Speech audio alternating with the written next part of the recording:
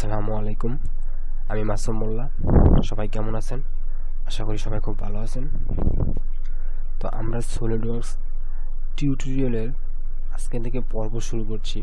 তো আজকে আমাদের প্রথম পার্ট। তো আমরা আস্তে আস্তে এটার একদম বিগিনিং লেভেল থেকে একদম অ্যাডভান্স লেভেল পর্যন্ত আস্তে আস্তে বিভিন্ন ধরনের টিউটোরিয়াল আমরা বাইর করব। তো তা বিভিন্ন পর্যায়ক্রমে আমরা এগুলো আস্তে আস্তে চ্যানেলে আপনারা পাবেন। তো আজকে আমাদের প্রথম ভিডিও। আজকে আমরা সলিডওয়ার্কসের ইউজার ইন্টারফেস নিয়ে কিছু কথা বলবো এবং এটার সাথে পরিচয় হব। আমাদের এই টিউটোরিয়াল শুরু করার আগে প্রথমে একটা বিষয় আমি বলে রাখি, তা হচ্ছে এই বিভিন্ন টিউটোরিয়াল শুরু করব, আমি অনেক কথাই বলবো। তো আমার মুখের কথা একটু জড়তা আছে, কিছু কিছু ক্ষেত্রে হয়তোবা উচ্চারণের সমস্যা হতে পারে, অথবা আমি আর কথা কয়েকবার বলতে পারি বা রিপিট হতে পারে। তো এই বিষয়ে কেউ আগেই বলে রাখছি, সবাই ক্ষমা সুন্দর দৃষ্টিতে দেখবেন এবং কেউ এই বিষয়টা নিয়ে ব্যঙ্গ করবেন না আশা করি। তো আমরা শুরু করি আজকে। তো আমরা সলিডওয়ার্কস ইনস্টল দেওয়ার পরে আমাদের হোম স্ক্রিনে কিছু সলিডওয়ার্কসের আইকন আসে, অনেকগুলো আইকন আসে। তো আমার হোম স্ক্রিনে 3টা আইকন আছে, কারণ আমি ইনস্টল দেওয়ার সময় 3টা অপশান নিয়েছি, বাকিগুলো আমি ইনস্টল দেই নাই। তো ইনস্টল দেওয়ার সময় দেখবেন অনেকগুলো অপশান, তো আমি সবগুলো ইনস্টল দিই নাই, এই 3টাই আমার আসছে। তো এইটার ভিতরে আমরা কোনটার ভিতরে গিয়ে ডিজাইন শুরু করব। তো এই সবগুলোর ভিতরে তো একটা অপশান আছে। তার আগে যে জিনিসটা বলি, তা হচ্ছে আমি সলিডওয়ার্কসের 2016 ভার্সন ব্যবহার করতেছি। তো আপনারা 60 ভার্সন ব্যবহার করি ভালো, যেহেতু আমি 60, যদি আমার টোটাল সবগুলো টিউটোরিয়াল আপনার ফলো করেন তো 60 ভার্সনটা ব্যবহার করলে সবগুলো আমার সাথে মিলবে। দেখেন আপনি 70 ভার্সন যদি ব্যবহার করেন তাহলে কিছু অ্যাডভান্স জিনিস পাবেন, অথবা যদি আমার থেকে লোয়ার লেভেল ভার্সন ব্যবহার করেন কিছু অনেক অপশান আপনি আমার সাথে মিলবে না। তো যদি টোটালি আমার সবগুলো টিউটোরিয়াল আপনি ফলো করতে চান তাহলে 16 ভার্সনটা নেওয়াই ভালো, ঠিক আছে? তো 16 ভার্সন এই যে লেখা আছে সলিডওয়ার্কস 2016। তো এটার ভিতরে যেই আইকনটা, এই যে একটা আইকন আছে, এই আইকনটার মধ্যে লেখা আছে সলিডওয়ার্কস 2016, এই যে সলিডওয়ার্কস 2016 এডিশন, ঠিক আছে? এইটার ভিতরে আমি প্রবেশ করব। আর অনেকগুলো আছে, ওগুলো না, এইটা দেখবেন এই লেখাটা কোন জায়গায় আছে। এটার ভিতরে আমি ডাবল ক্লিক করার পরে সলিডওয়ার্কসটা আমার এখন ওপেন হবে।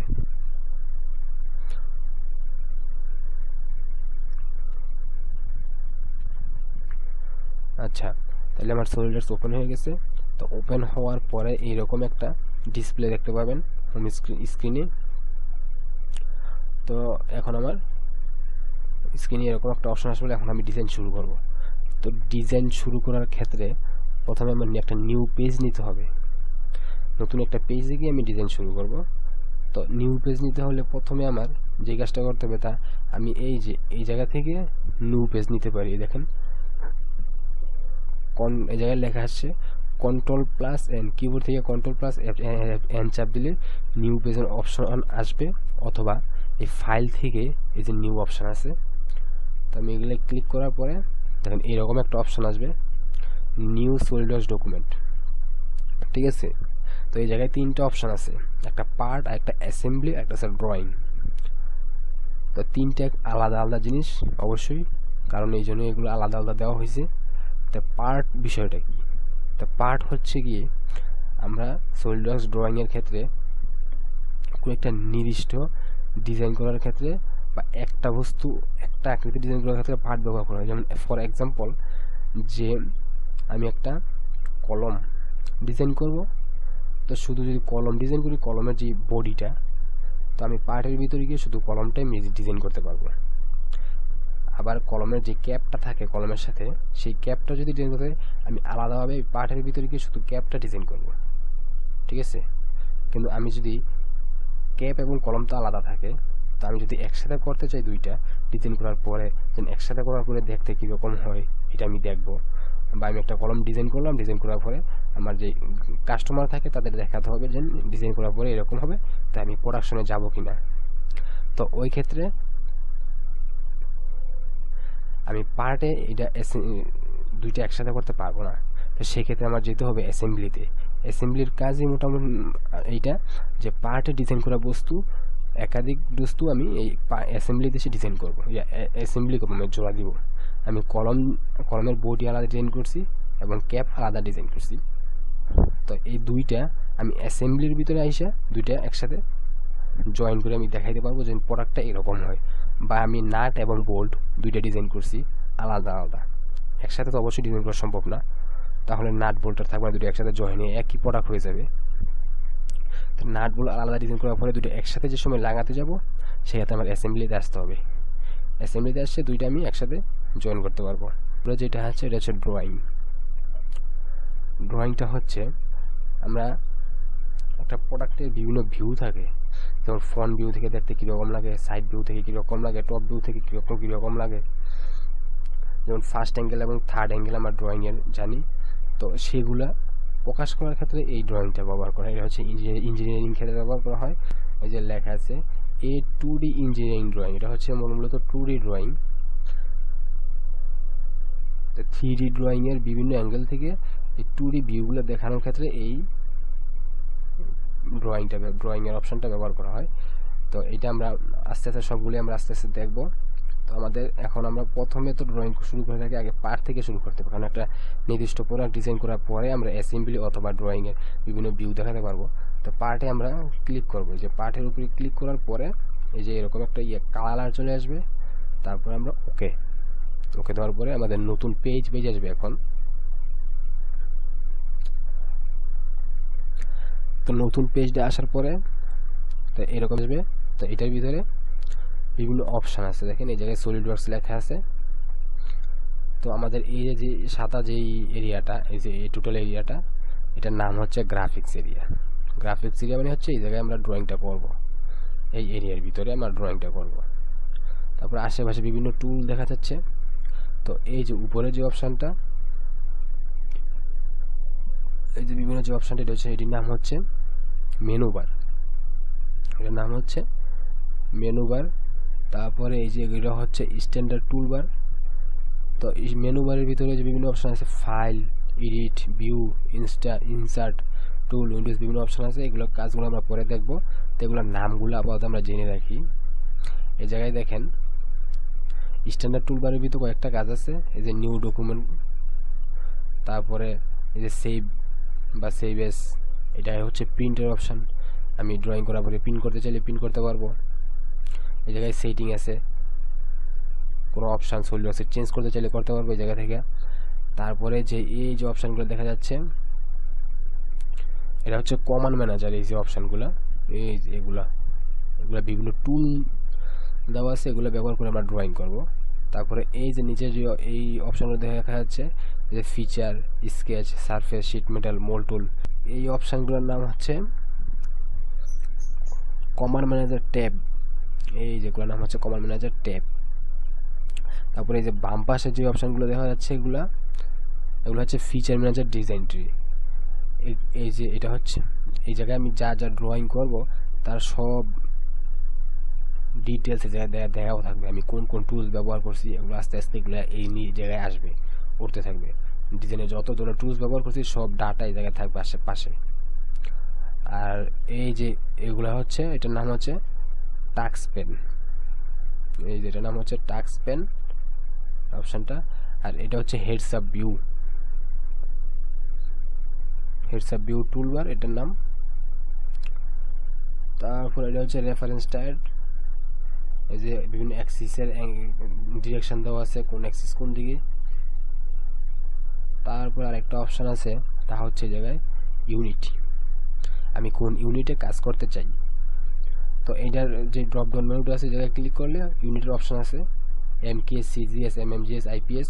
আমি যে ইউনিটে কাজ করতে চাচ্ছি সেই ইউনিটে ক্লিক করে আমি কাজ করা শুরু করে দেবো। এখন আমার সিজিএস ইউনিটে আছে, আমি এমএমজিএস ইউনিটে রাখলাম, ঠিক আছে।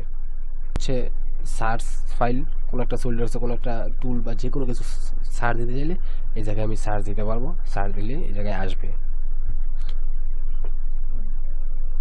তো এই জায়গায় আরেকটা অপশন আছে, যেখানে বিভিন্ন প্লেন দেওয়া আছে, 3টা plane, top plane, front plane, right plane. তো এই প্লেনে আমি ড্রয়িংগুলো করব, কোন প্লেনে আমি ড্রয়িং করতে চাই।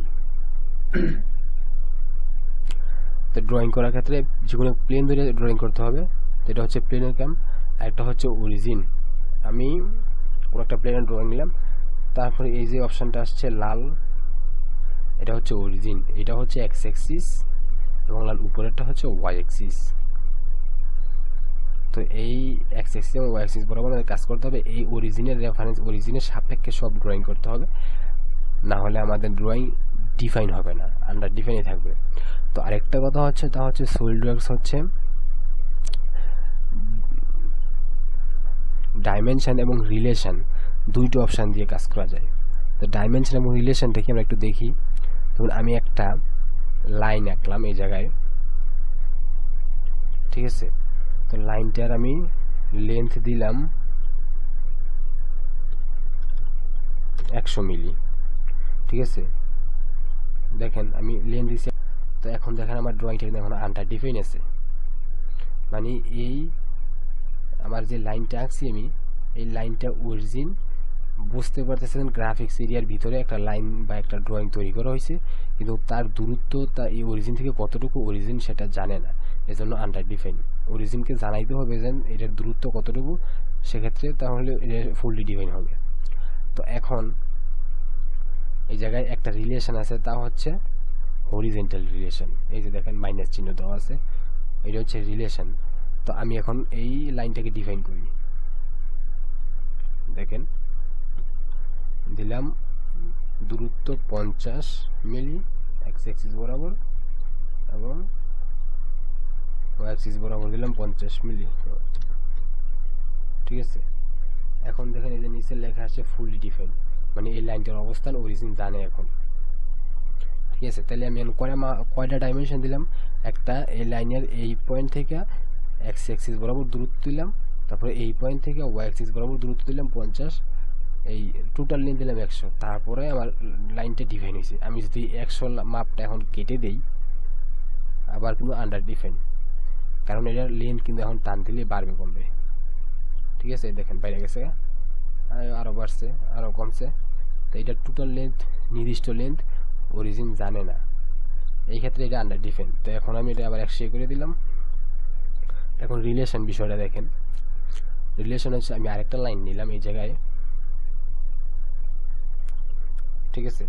তো এইটা আমি এই পয়েন্টটা, আচ্ছা এটা হচ্ছে, এইটাও আমি এক্স অ্যাক্সিস থেকে দূরত্ব দিলাম 70, ওয়াই অ্যাক্সিস থেকে দূরত্ব দিলাম 10। এখন দেখেন স্কেচ কিন্তু আন্ডার ডিফাইন, কারণ হচ্ছে এটা নির্দিষ্ট লেন্থ নেই, টান দিলেই বাড়তেছে কমতেছে। এখন আমি এই লাইনটা কন্ট্রোলে চাপ দিয়ে এই লাইনটা এবং এই লাইনটার উপরে ক্লিক করলাম, করার পরে এই জায়গায় আসে নেই, এই লাইনটা এবং এই লাইনটার উপরে কন্ট্রোলে চাপ দিয়ে ক্লিক করার পরে এই জায়গায় কয়েকটা অপশন আছে দেখেন, horizontal, vertical, collinear, perpendicular, parallel, equal, ঠিক আছে। আমি ইকুয়াল দিলাম। ইকুয়াল মানে কেন সবাই জানি যে সমান, মানে এই লাইনটা সমান। এই লাইনটার লেন্থ যদি 100 মিলিমিটার হয়, এই লাইনটার লেন্থও 100 মিলিমিটার। একটা জিনিস খেয়াল করে দেখেন, এখন কিন্তু ফুলি ডিফাইন হয়ে গেছে, কারণ এটার সাথে রিলেশনে আছে, কারণ এইটা যতটুকু লেন্থ হবে এটা ততটুকুই লেন্থ হবে। দেখেন একটা জিনিস, এটার লেন্থ থেকে ধরে এতটুকু পর্যন্ত 100 মিলি, আমি এটা বাড়াই দিলাম 200 মিলি। দেখেন আমি এটা 200 মিলি দিছি, এইটাও লম্ব হয়েছে, সাথে এইটাও লম্ব হয়েছে, এটা যতটুকু লম্ব হবে এটা সব ততটুকুই লম্ব হয়। এটা হচ্ছে রিলেশন। সলিডওয়ার্কস ডাইমেনশন এবং রিলেশন দিয়ে আপনি কাজ করতে পারবেন। এখন আমি যদি এটা রিলেশনটা কেটে দিই, তো এই যে ইকুয়াল রিলেশনের উপর চাপ দিয়ে আমি কিবোর্ড থেকে ডিলিট চাপ দিলাম, রিলেশন কেটে দিয়েছি, আবার আন্ডার ডিফাইন। আমি এখন ইচ্ছা করলে এটাকে আবার নির্দিষ্ট ডাইমেনশন দিয়ে ডিফাইন করতে পারি। এই যে ফুলি ডিফাইন 150 মিলি দিছি, এটা 200 মিলি, এটা বড় আছে, এটা ছোট হয়ে গেছে, ফুলি ডিফাইন। তো এটা হচ্ছে মোটামুটি রিলেশন এবং ডাইমেনশনের কাজটা। আশা করি সবাই বুঝতে পারছেন। এটা আমরা যে সময় ড্রয়িং করবো ওই সময় রিলেশন এবং ডাইমেনশন কীভাবে ব্যবহার করতে হয়, কোনটার সাথে কি, এগুলো আস্তে আস্তে আমরা দেখাবো। তো আজকে এ পর্যন্ত, কি সবাই ভালো থাকবেন, সুস্থ থাকবেন, ধন্যবাদ।